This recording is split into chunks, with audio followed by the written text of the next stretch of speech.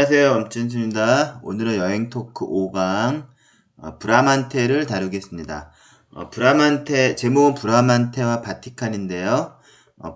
브라만테는 건축가로 보면 되죠. 물론 르네상스 시대에 예술가들은 그림도 잘 그리고 그쵸? 건축도 하고 다 많이 연관이 되어 있습니다. 자, 어쨌든 브라만테는 건축가로 칭하고요. 그 다음에 바티칸은 무슨 얘기냐면은 성 베드로 성당을 설계하고 그쵸? 로마의 여러 도시의 재건축을 실제 했던 건축가인데 바티칸을 재건축하는 데 있어서 큰 역할을 했다라고 해서 브라만테를 다뤄보겠습니다. 자, 브라만테를 들어가기 전에 일단 교황 율리오 2세가 그 기존에 그쵸?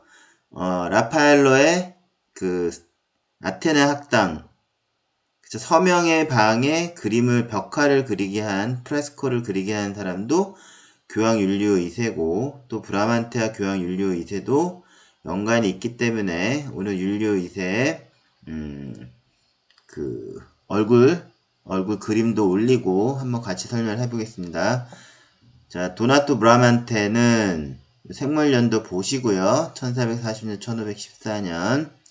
자, 브라만테는 우르비노 출신으로 성 베드로 대성당, 바실리카 디 산 페트로 성당을 재건축한 겁니다.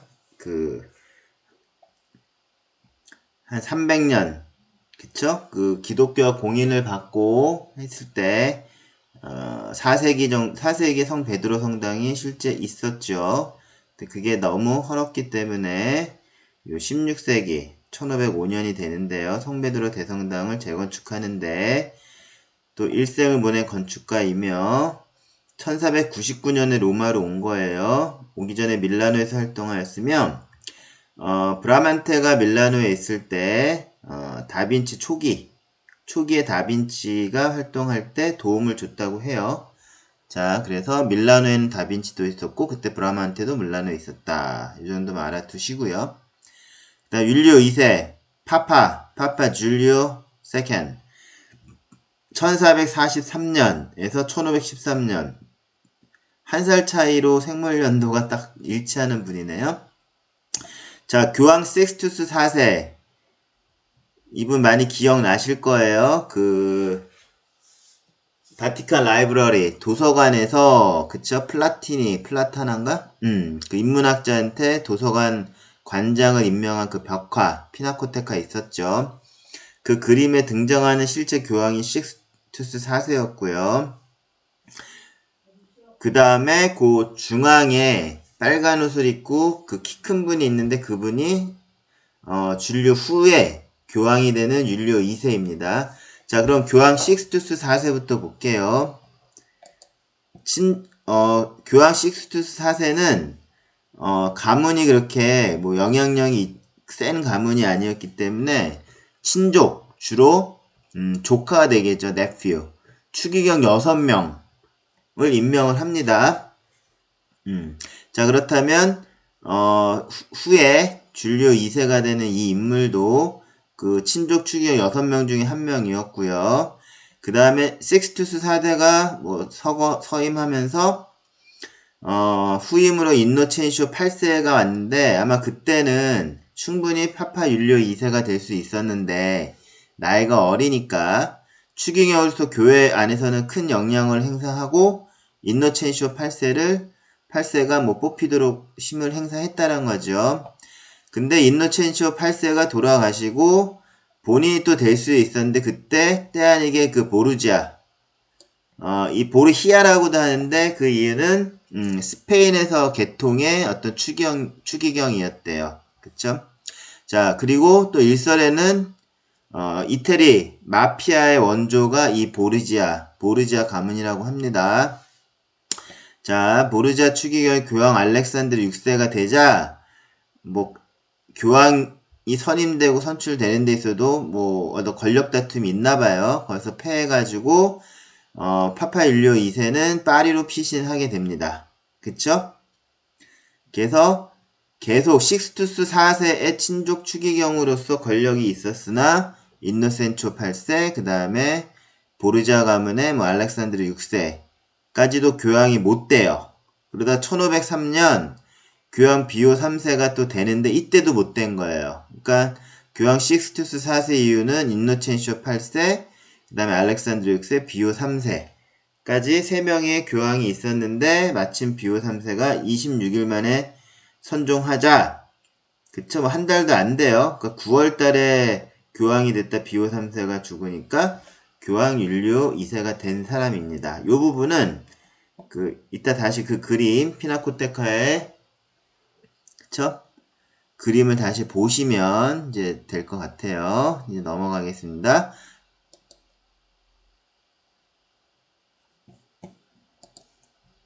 자, 그리고 브라멘테를 제가 좀 중점적으로 다루다 보니까 뭐 우르비노 출신이다 그러니까 저도 이태리의 우르비노가 어딘지 모르죠. 그쵸? 그래서 우르비노 한번 좀 다뤄보겠습니다. 뭐 예를 들어서 뭐 밀라노, 베로나, 베니스 그쵸? 그런 데 유명하죠. 피렌체도 그렇고. 근데 우르비노 잘 모르실 거예요. 자, 일단 지도를 보시면 로마에서 이렇게 북쪽으로 가면 돼 한 288km 떨어져 있대요. 3시간 57분, 4시간이면 차편으로 갈 수 있는 거리고요. 자, 우르비노는 15세기, 그러니까 중세 도시예요. 15세기 예술과 문학의 중심지였으며 르네상스 시대 도자기인 마이올리카, 그쵸? 마이올리카가 유명합니다. 자, 이렇게 도자기에다가 그 채색을 한 거죠. 그 당시 기술로서는 아무리 그 중국의 도자기, 물론 우리나라 도자기도 유명하겠지만 아직 유럽에서 한국을 잘 모를 때니까 중국의 도자기의 화려함을 따라가고 싶었으나 그게 안 됐으나 그쵸? 15세기에 이렇게 채색을 한 도자기 마이올리카가 등장한 것도 굉장히 의미가 있고 우르비노의 마이올리카가 유명하다는 거예요. 자, 그래서 우르비노에 대해서 간단히 보셨고요. 우르비노 출신으로는 라파엘로가 있으며, 그쵸? 우리가 맨 처음에 다뤘던 아테네 학당의 라파엘로도 우르비노 출신, 브라만테도 우르비노 출신, 그쵸? 뭔가 서로 이렇게 소개하고 짬짬이가 있는 것 같아요. 또 1508년 이후에는 교황 식스투스 4세와 교황 율리오 2세를 배출한 제노바의 델라 로베네 가문의 공장령이 된다. 자, 앞에서 얘기했던 게 또 나오죠. 교황 식스투스 4세가 있었고 이게 로베네 가문인데 실제로는 교황 식스투스 4세가 될 때에 이 로베네는 가문은 아니에요. 그냥 평범한 가문이었는데 평범한 집에 뭐 사제였는데 교황 식스투스 4세가 된 거고 그 이후에 네퓨들 그쵸? 조카들을 추기경으로 앉히고 그 중에 한 명이 아까 위에서 설명했듯이 후임 3명의 교황이 다 선종하시자 교황 율리오 2세가 된 거예요. 그래서 이 로베레 가문이 유명하고요. 또 식스투스 4세와 교황 율리오 2세는 제노바 출신인데 여기 항구 도시죠. 서쪽의 항구, 동쪽의 항구는 베니스, 서쪽의 항구는 제노바예요. 제노바. 그렇죠?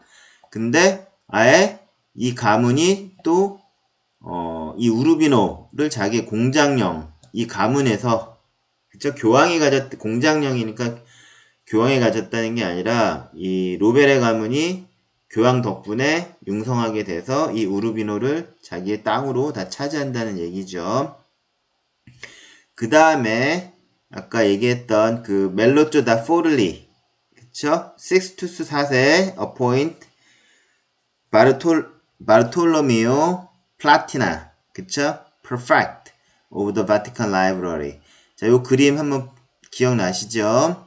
자, 멜로조 다 포를리도 우르비노에서 활동했대요. 그러면 이게 뭐 추기경만 친족으로 본 게 아니라 예술가도 뭐 이태리가 막 우리나라 같이 그쵸?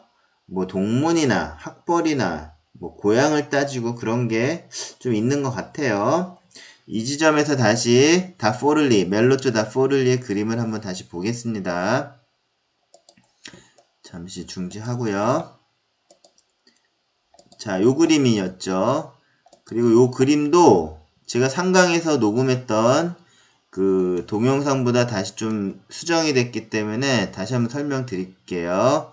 자, 피나코테카에 이 그림이 있는 거, 포를리의 그림 있는 거 상강에서 보셨죠? 근데 실제 우리나라 분들은 물론 이 그림 뭐 피나코테카의 10개의 작품을 추천한다면 들어가는 작품이에요. 근데 굉장히 역사적인 의미가 있는 걸 곧 설명드릴게요.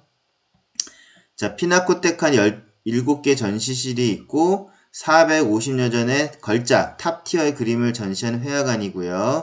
이 그림은 멜로조 다 포를리의 그림입니다. 이 다 포를리도 우르비노 출신이라는 거. 자, 근데 이 그림, 제가 Q&A에서 이 그림에 식스투스 4세, 당연히 교황의 옷을 입고 앉아 계신 분이 식스투스 4세일 거고요.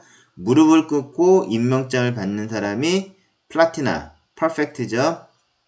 퍼펙트는 도서관장, 그쵸?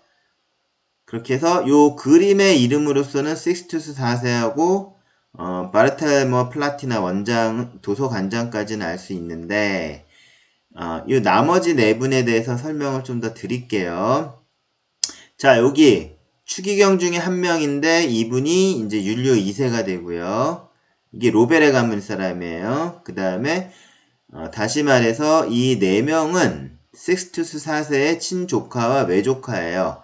키 큰 두 명이 로베레 가문이고요. 친조카 여기 두 명이 키 작은, 좀 이 사람들보다 작아 보이죠? 그 사람들이 외조카예요. 외갓집. 그쵸? 그걸 좀 설명드리겠습니다. 자, 교황 식스투스 4세 본명 프란체스코 델라 로베레. 그쵸? 로베레, 이름은 로베레인데 교황이 되기 전까지는 세력 있는 가문이 아니었으나 이분은 볼료나 파도바 대학에서 공부한 후 교수로서 명성을 얻은 후에 교황이 되는 분입니다. 그런 이유로 가문이 세질 않아서 친족주의, 네포티즘이라고 하는데요. 친족주의를 강화하여 권력을 유지하게 됩니다. 그러면 자, 그림 제목에 교황과 그쵸? 플라티나가 있고요. 그 다음에 키 큰 두 명 중에서 빨간 옷 입은 사람이 율리오 2세라고 설명드렸고요. 그 4번은 로베레 가문, 친조카 중에 누굴까요? 4번은 지오반니 델라 로베레이고요. 교황 율리오 2세, 둘이 형제예요. 그쵸? 그래서 콘도 디 티에로, 용병대장이라고 합니다. 그 당시에는 이렇게 뭐 상비군이 있어서 군대가 이렇게 뭐 왕들도 이렇게 막강한 게 아니라 전쟁이 나면 특히 이탈리아에서는 돈 주고 사는 그 용병. 그래서 교황청에는 그 스위스 용병이 있는 거 아시죠? 그쵸? 하여튼 지오바니 델라 로베레 요 파란 옷을 입고 평상복을 입고 있는 신부가 아니죠. 사제가 아니죠. 이분은 용병 대장. 그 다음에 키가 좀 작은 쪽이 이 식스투스 교황의 외가 쪽인데 3번 지롤라모 리아리오. 리아리오가 외갓집 가문의 뭐 성이에요. 그래서 포를리의 군주로서 그쵸? 캡틴 오브 더 철치. 저 교회군 총사령관. 그쵸? 이 포를리 이름도 다 포를리 하면 from 포를리라는 거잖아요. 여기 멜로조 다 포를리. 멜로조란 이름인데 다 포를리에서 왔다라는 거거든요. 또 이 사람은 포를리의 군주예요.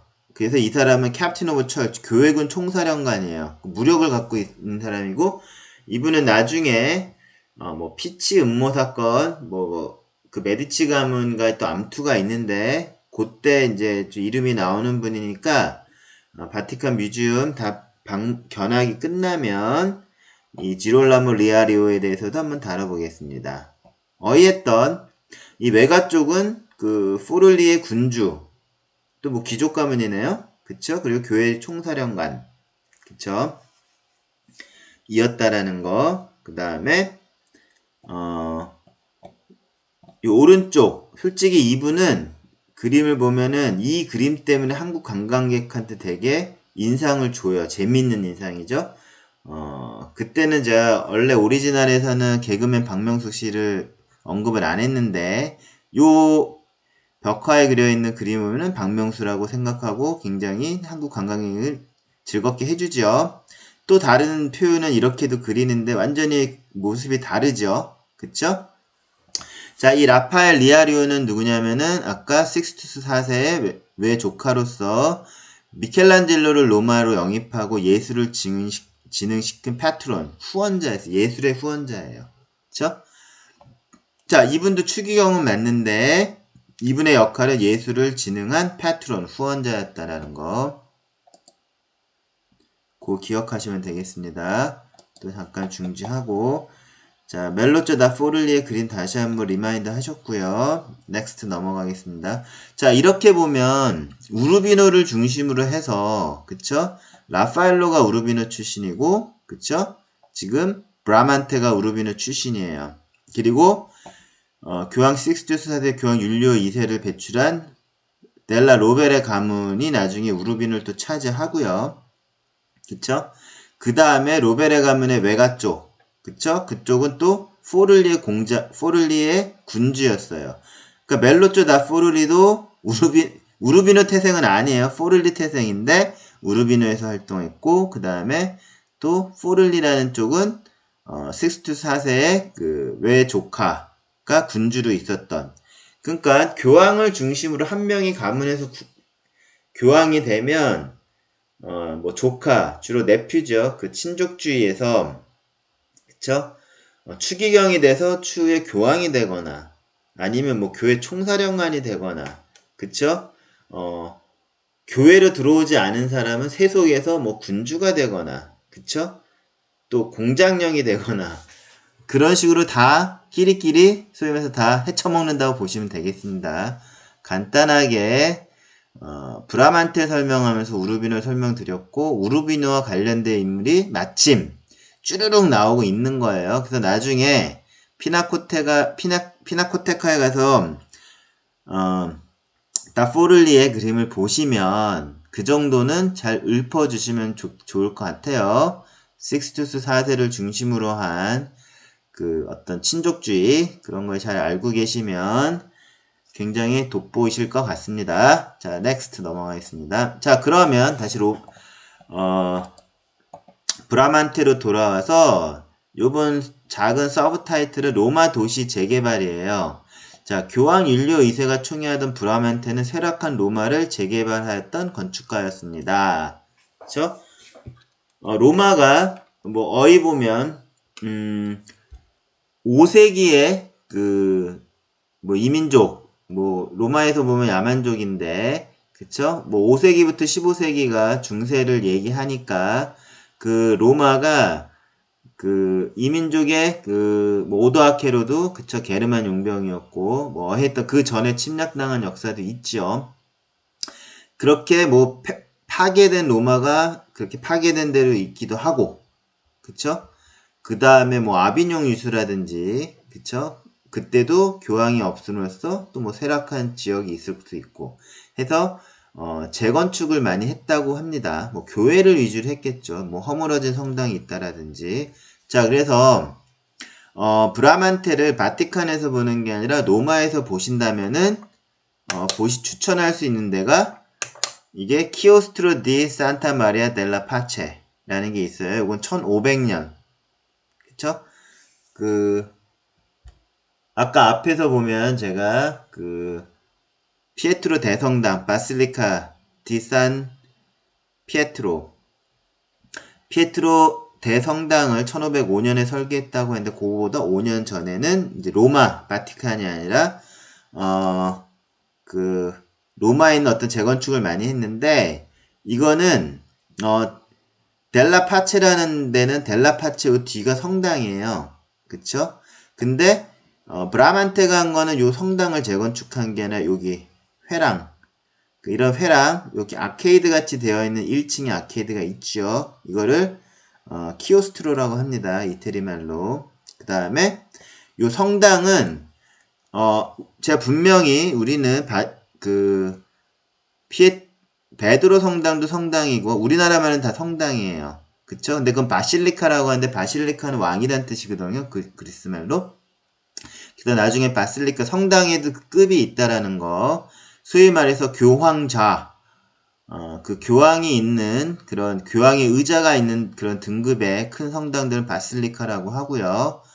여기 델라 파체라는 요 성당의 그 전체 모습은 보이지 않지만 뭐 규모에 따라서는 우리가 철치라고 하는 거 그게 이태리 말로 키에사입니다. 치에사는 그냥 철치. 근데 우리 성당이라고 해요. 자, 그러면 산타 마리아 델라 파체라는 성당은 치에사고요. 그쵸? 키에사고 그 다음에 브라만테가 그 성당 옆에 있는 회랑 키오스트로를 만든 거는 그냥 키오스트로라는 거예요. 어디서 볼 수 있다? 산타 마리아 델라 파체 그쵸? 치에사에서 볼 수 있는 거예요. 키에사에서 철치 되셨죠? 자, 나보나 광장 근처로 가면 여기 뭐 분수로도 유명한 데인데요. 나보나 광장 근처에 있는 델라파체 성당에 가시면 요 키오스트로를 볼 수 있다라는 거고 브라만테가 했다라는 걸 딱 집으시면 어머니는 브라만테에 대해서 많이 이해하고 나보나 광장을 가시게 되는 겁니다. 자, 넥스트. 그 다음에 템피에토 델 브라만테가 만든 뭐 작은 신전 작아요. 그쵸?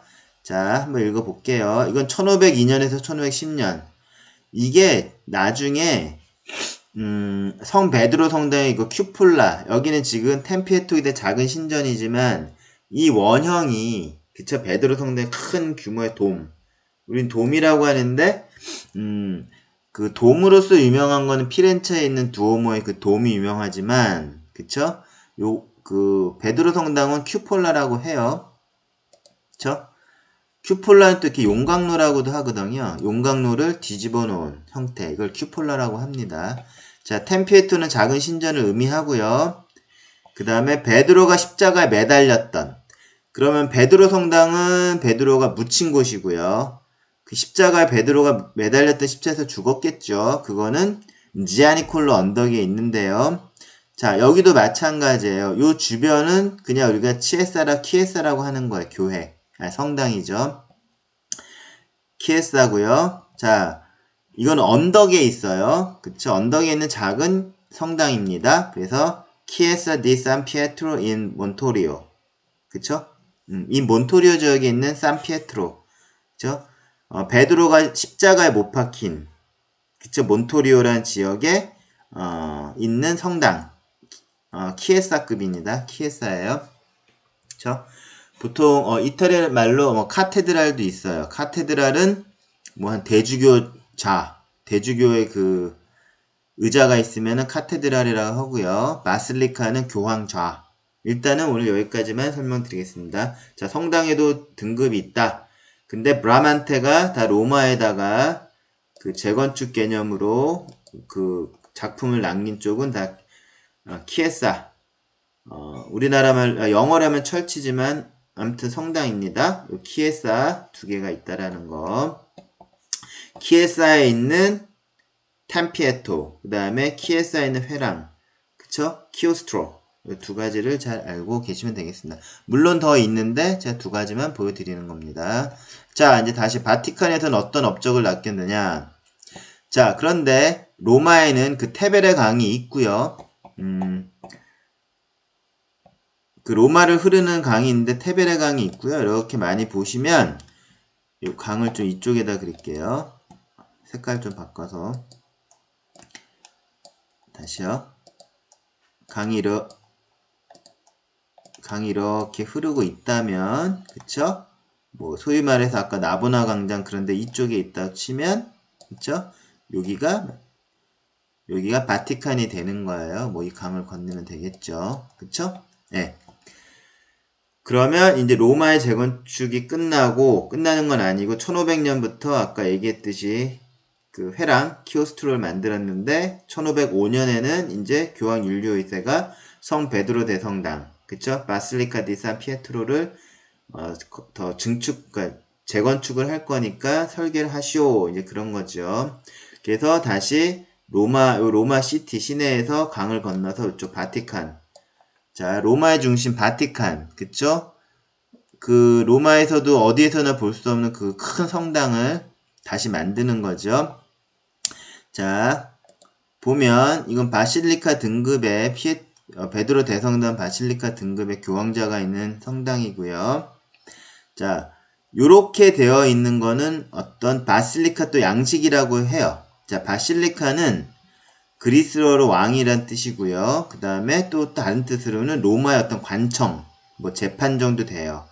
그 바실리카 양식이라는 거 하면은 요게 아쿠아리움이라 해서 이렇게 마당 같은 게 딱 들어가자마자 본 건물은 있는 게 아니고요. 이쪽이 메인 건물이 되겠죠.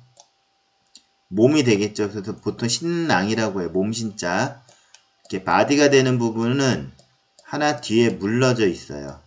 여기 신랑. 회랑 뭐 랑이라는 말 아시죠? 자, 이쪽 신랑이고요. 건축의 바디가 되는 쪽인데요. 이게 바실리카 양식은 로마 전통의 그쵸? 관공서 스타일로 짓는 거예요. 요 앞에 정원이 있고 아쿠아리움이 있고 그 다음에 여기 네이브 신랑이 있는 그런 양식의 어떤 올드 산피에트로 성당이 있었다는 것은 상상도입니다. 그리고 이거는 그 로마 한 4세기 356년에 지었다라고 그 정도의 기록이 있는 건데요. 그쵸?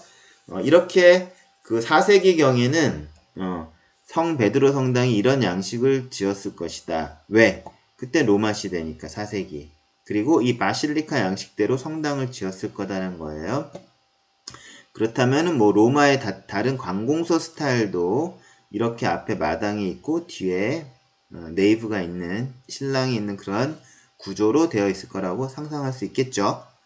자, 근데 이 대성당도 많이 쇠락한 거예요. 그쵸?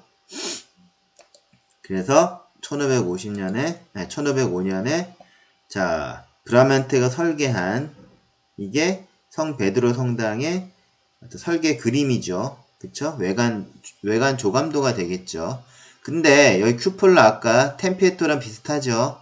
이렇게 기둥이 있고 그 위에 돔을 얹은 거. 근데 이건 규모가 무지 큰 거고. 그리고 현재 그 파사트라라잖아요. 그 입구, 정면 입구에서 보이는 거 모습은 다르죠. 이 돔만 느낌이 오지만 베드로 성당 현재 보면은 이렇게 입구가 작진 않아요. 훨씬 더 기둥이 높죠. 그쵸? 어쨌든 이게 브라만테가 설계한 그 베드로 성당이다. 그러면 왜 베드로 성당은 지금 보는 모습과 다를까? 한번 베드로 성당 한번 볼까요? 찾아보겠습니다.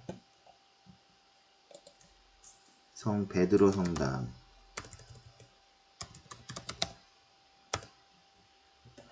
베드로 대성당 한번 볼게요.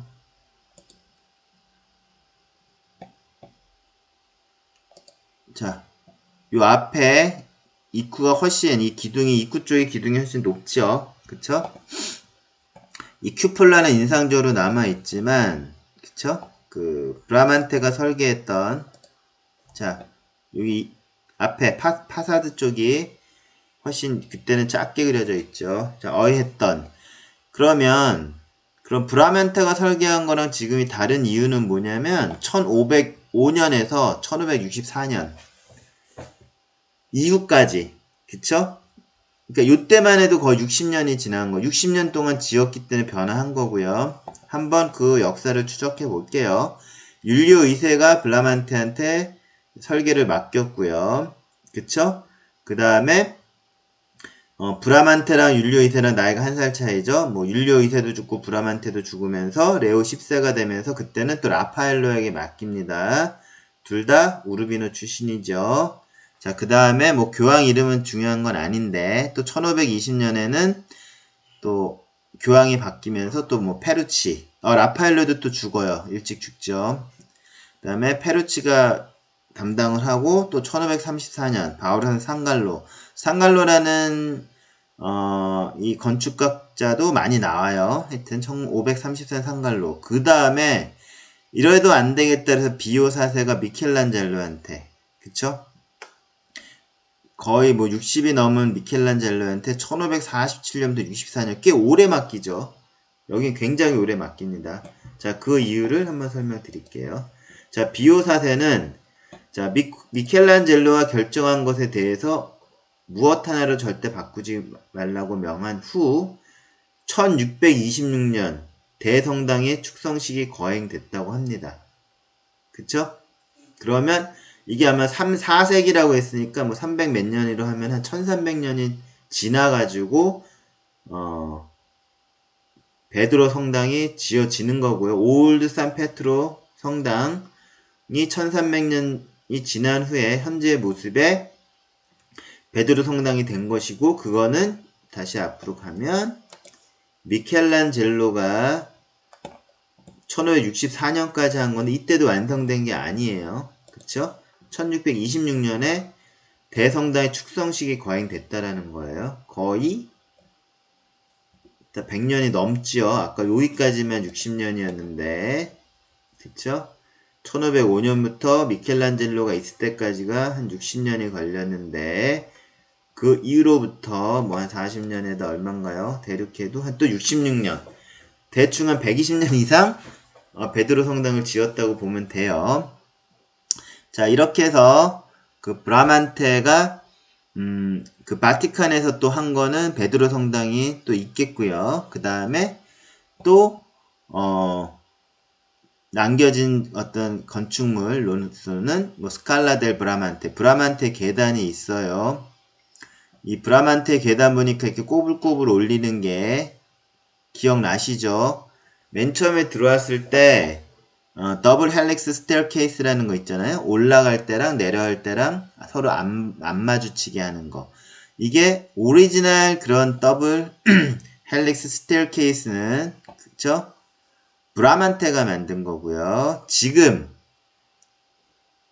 그 1932년에 주세페 모모가 만든 거 우리가 가서 봤을 때 실제로는 바티칸 박물관을 다 구경하고 내려올 때 쓰는, 그쵸? 그 스테어케이스도 주세페 모모가 만든 것도 또 브라만테 스테어케이스라고 하지만 그거는 1932년에 만든 모던한 것이고요. 그 다음에 그걸 만든 분은 주세페 모모란 분이었죠. 그쵸? 근데 그건 왜 만들었느냐? 이 브라만테 계단을 어떤 더 현대적으로 해석해서 더 멋있게 만든 거죠. 그래서 브라만테 계단 이렇게 올라가면 맨 위에 뭐 지붕이 있고 여기 이렇게 다 아치형으로 다 뚫려 있죠. 그러면 뭐 바티칸 시내나 뭐 테베레강 건너 로마 시내가 보인다는 것이죠. 여기 잘려 있지만 이렇게 올라와서 제일 위까지 올라왔다라는 거예요. 이렇게 라운드 처리된 게 여기까지, 이게 맨 위란 뜻이고요. 그 다음에 그럼 이 브라만테 계단은 아무나 볼 수 있느냐?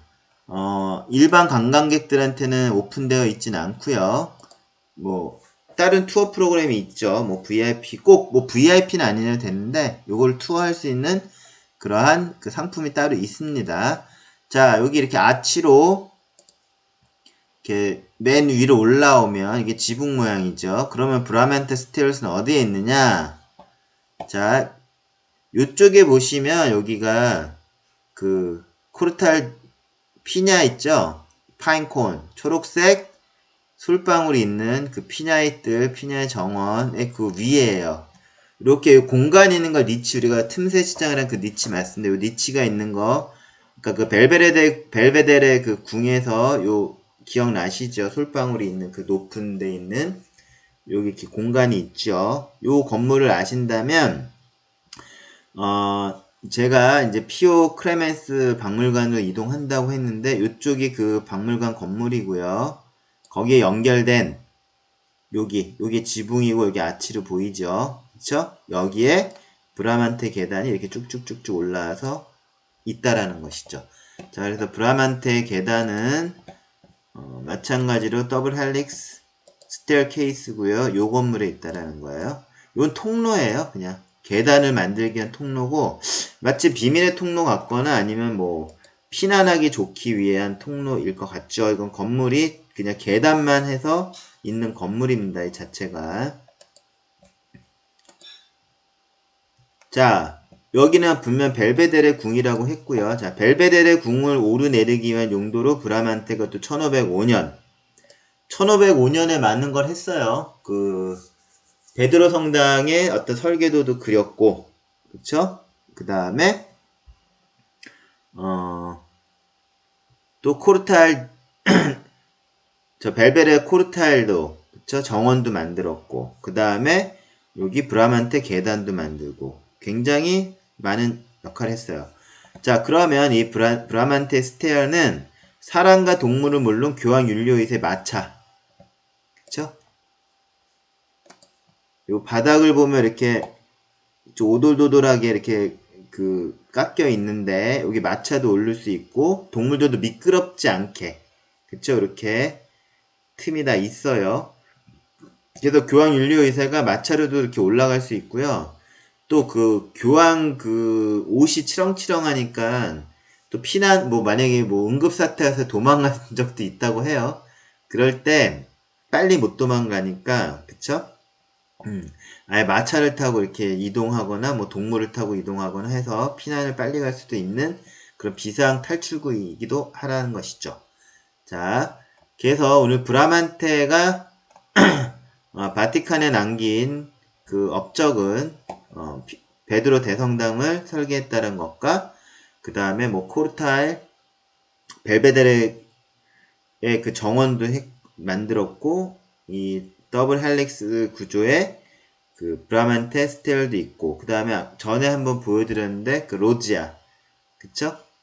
로지아도 그 3면이 막혀있고 한 면만 트여져 있는 방이라고 했는데 그 브라만테 로지아도 있죠. 그건 나중에 따로 그 옛날 그 라파엘로의 방과 지금 교황이 사는 그걸 또 연결해주는 그 건물이 있는데 거기 산 다마소 그 코르탈 산 다마소 그 정원이 또 있어요. 거기 로지아가 있거든요. 라파엘로 방과 연결된 그 로지아는 브라만테 로지아와 라파엘로의 로지아가 있는데 그건 나중에 또 설명을 드리겠습니다. 그래서 오늘 브라만테에 대한 건축가로서 브라만테에 대한 설명을 드리고요. 자, 이제 여행 토크 들어가겠습니다. 오늘 그 멜로쪼 다 포를리 그림까지 하다 보니까 시간이 많이 지체되었는데요. 자, 여행 토크 5강의 그 Q&A를 시작하겠습니다. 라파엘로의 아테네 학당에 등장한 유클리트의 얼굴 모델은 브라만테라고 합니다. 탈모인이죠. 여기 유클리트가 탈모인이었는지는 모르겠으나 브라만테는 맞습니다. 자, 이 브라만테가 유클리트고요. 자, 이렇게 설명하시는 또 주장하는 분이 있는데 그 이유를 간단히 설명하라는 게 오늘의 Q&A죠. 자, 교황 율리오 2세 의뢰, 커미션이라고 하죠. 예술작품 의뢰할 때 교황 율리오 2세의 의뢰로 브라만테가 성 베드로 성당의 설계를 시작한 1505년입니다. 또한 교황 율리오 2세의 의뢰로 라파엘로는 1510년에 아테네 학당을 그리기 시작합니다. 1510년에서 1511년 2년 동안 그린 거예요. 라파엘로를 교황 2세 추천했던 브라만테는 그쵸? 다 우르비노 출신이라고 했죠. 그쵸? 또 브라만테가 라파엘로 교황 2세 추천했군요. 자, 자신이 설계하고 막 공사가 시작된 성 베드로 성당 내부를 라파엘로에 보여주었다는 것이죠. 자, 라파엘로는 그때 이것을 포착해서 아테네 학당 그림의 건물 배경으로 그리게 되는 것이죠. 즉, 그거 한번 다시 볼게요. 아테네 학당을 한번 보면 자, 이 아테네 학당의 요 그림, 이 벽화의 배경이 되는 게 이게 실제로는 성 베드로 성당을 건축하고 시작하고 있었겠죠. 그것을 여기 브라만테가 보여줬다는 거죠. 누구한테? 여기 라파엘로 여기 있죠. 라파엘로한테 보여준 거예요. 그래서 브라만테랑 라파엘로도 너무 친하니까 가까이도 있는 거고 요 배경에 모티브를 줬기 때문에 그쵸? 브라만테 감사의 뜻을 표현한 거고요. 그래서 이 유클리트의 그 얼굴을 브라만테의 얼굴로 모델로 썼다라는 것입니다. 그쵸? 그리고 건축가들은 수학을 잘해야겠죠. 그 큐폴라, 그 무게와 그 크기와 그거를 기둥이 받칠 수 있냐라는 걸 하려면 기하학적으로 굉장히 뛰어나야 된다는 거죠. 그래서 어떤 라파엘로는 브라만테를 존경했고 브라만테 경의를 표현하기 위해서 그쵸, 고대 그리스 수학의 어떤 그 유클리드, 원론, 디 엘레멘트를 썼던 유클리드를 또 경의해서 그 얼굴 모델로 사용했다는 것입니다. 자, 그래서 아테네 학당을 보셨을 때 이렇게 브라만테와 유클리드의 그 비하인드 스토리까지 설명하면 어머니는 아마 인문학적으로 굉장히 뛰어난 학식을 가지게 되시는 것입니다. 자, 오늘 좀 강의가 길었고요. 오늘 수업을 마치겠습니다. 오늘 수업 끝!